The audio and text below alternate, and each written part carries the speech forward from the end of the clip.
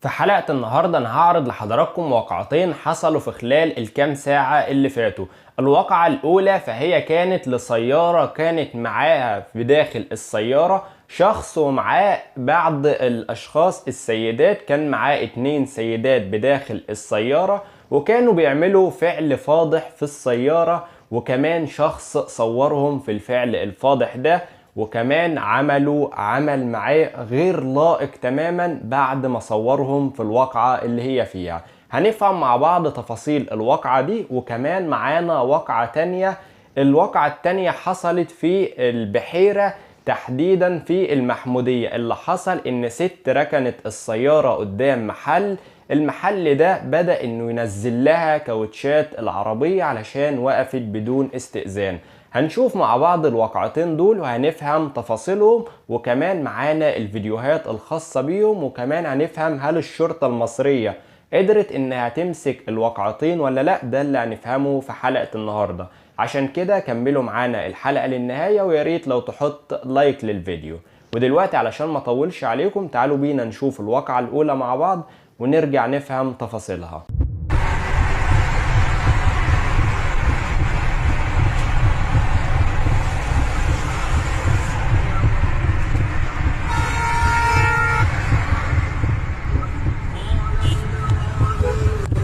تعالى والله ما هفتح الفيديو يا جدعان،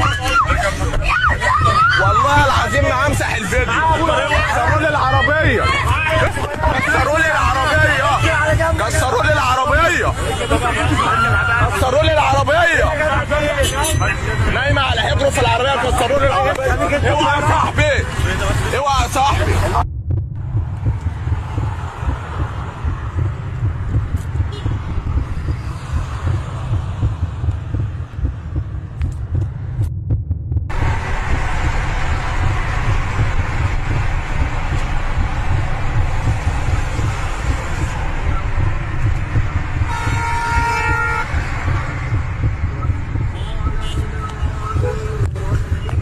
تعالى والله ما هفتح الفيديو يا جدعان، والله العظيم ما همسح الفيديو. كسروا لي العربيه، كسروا لي العربيه، كسروا لي العربيه، كسروا لي العربيه. زي ما حضراتكم شفتوا كده الواقعة الأولى، زي ما حضراتكم شايفين شاب كان ماشي على الطريق السريع، لقى فعل فاضح في السيارة اللي جنبيه لشاب ومعاه بنتين 2.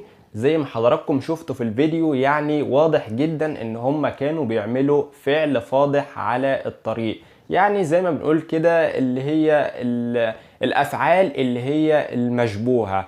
طبعا ده صورهم، وبمجرد ما هو صورهم بدأ ان هم يعني بعد ما هو صورهم بدأوا ان هم يركنوا عليه بالعربية بتاعتهم علشان خاطر يكسروا له العربية بتاعته، علشان طبعا كل ده بمجرد ان هو صورهم في الشارع وهم ماشيين بدأوا يعتدوا عليه، والناس طبعا اتجمعت. بالاضافة كمان ان بعد ما يعني بعد ما خبطوا العربية بتاعته كمان نزلوا، يعني حضراتكم زي ما واضح كده قدام حضراتكم، يعني كمان نازله زي ما بنقول كده بتشرشح له بكلامها، يعني كمان يعني زابوليتم فاستتروا، المفروض ان هي حتى يعني تكون نازله يعني مش قادره تقول ولا كلمه، ولكن هي نازله كمان على اللي عملته، كمان نازله بتشرشح ولا كأن ان هي عملت اي حاجه. الناس طبعا من خلال الفيديو اللي زي كده، الفيديو انتشر على السوشيال ميديا، والشرطة المصرية قدرت ان هي تحفظ الواقعة دي، وقدرت ان هي تمسك الناس اللي موجودين في الواقعة. ومن هنا بنروح للواقعة التانية. تعالوا بينا نشوف الفيديو مع بعض ونرجع نفهم تفاصيلها. انت شايف ده عادي؟ اسألي اي حد. ايوه ان انت تعملها كده عادي؟ ان انت تفسي العربية؟ لا ده انا فسيتها ما فرقعتهاش. ده العادي. لو كان راجل كنت هفرقعها. اللي تشوف ينفع تروح قدام ورشه تسيب العربيه وتمشي مكان ما تروح؟ انا مش قدام الورشة، انا قدام العمارة هنا. زي ما حضراتكم شفتوا كده شاب بيفسي كاوتشات العربية او بينزل كاوتشات العربية، ليها كذا مسمى زي ما حضراتكم تقدروا تقولوا عليه. اللي حصل ان سيدة كانت سايقة العربية بتاعتها وبدأت ان هي تقف قدام بعض العمارات في عمارة الأندلس في منطقة المحمودية في البحيرة تحديدا، محافظة البحيرة.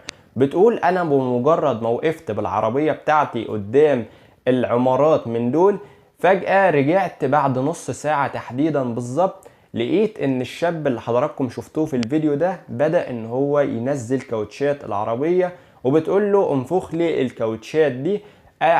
بعد ما هو يعني نزلها، بعد ما اعترف ان هو اللي منزل الكاوتشات، قال لها علشان انفخ لك اي فردة فيهم، الفردة الواحدة ب20 جنيه يعني ب80 جنيه، علشان يرفع لها كاوتشات العربية مرة تانية. بتقول له يعني انت اللي نزلت كاوتشات العربية بالشكل ده؟ قال لها ايوه، علشان انت واقفة قدام المحل بتاعي في الصف اللي هو ده بدون ما تستأذنيني او بدون ما تقولي لي ان انت هتركني قدام المحل. بالرغم ان هي بتقول ان انا اصلا ما كنتش واقفة قدام المحل بتاعه تحديدا بالظبط، ولكن انا واقفة قدام عمارة من ضمن العمارات، ولكن ده التصرف اللي هو عمله. وكمان بتقول ان هو شافها وهي بتركن، يعني لو كان غلط من الاول كان ممكن يقول لها اللي انت بتعمليه ده غلط، وكان ممكن ان هو يمنعها من الاول، ده على اساس ان هي يعني بتقطع اكل عيشه، او مثلا بتداري عن المحل بتاعه زي ما هي بنقول. يعني هي بتقول ان هو شافها اصلا من الاول، يعني لو كان هو غلط او شايف انه غلط او ليه الاحقية، كان ممكن ان هو يجي لها ويقول لها لا ما تركنيش هنا، ولكن هو سابها ان هي تركن زي ما هي عاوزة، ورجعت لقيت كاوتشات العربية نازلة، وان هو اللي منزل لها جميع الكاوتشات ال4 عجلات، وعلشان ينفخ لها الكاوتش من دول عاوز على كل كاوتش 20 جنيه. طبعا الواقعة اللي حضراتكم شفتوها دي طبعا نزلت على صفحة وزارة الداخلية، الشاب ده تم القبض عليه من وزارة الداخلية زي ما حضراتكم شايفين كده. ولكن هنا انا عندي بس تفصيلة صغيرة، هو ليه يعني بمجرد ان دي واحدة سيدة هو شايف ان هي ضعيفة يعمل معاها حاجة زي كده؟ هو احنا ليه بنوصل للمراحل اللي زي كده؟ مفروض تصرف زي كده يعني اعتبرها زي اختك، اعتبرها زي والدتك، مش ان انت تعمل معاها حاجة زي كده. بصراحة تصرف يعني غير لائق تماما ان هو يعمل حاجة زي كده، والمفروض ان هو يعني ما يتصرفش التصرفات اللي هو بيعملها دي، خصوصا ان هي مع واحدة، وخصوصا كمان ان هي مش غلطانة. يعني هو اصلا من الاول شافها وهي بتركن، المفروض ان هو لو عنده اعتراض على الركنة بتاعتها، او انها ركنة قدام العمارة او المحل ايا يكن، المفروض كان منعها من الاول. ولكن ده عاوز زي ما احنا بنقول كده يعمل سبوبة على قفاها. دول طبعا كانوا الواقعتين اللي موجودين معانا، حبيت ان انا اشاركهم مع حضراتكم لعل وعسى ان احنا نتعلم منهم ونستفيد منهم وما نكررش اخطاء غيرنا. يا ريت لو وصلت لحد هنا تحط لايك للفيديو وتشترك في القناة، علشان لو في اي جديد ان شاء الله انشره لحضراتكم اول باول. كنت معاكم اخوكم محمد نصار، واشوف حضراتكم على الف خير. السلام عليكم.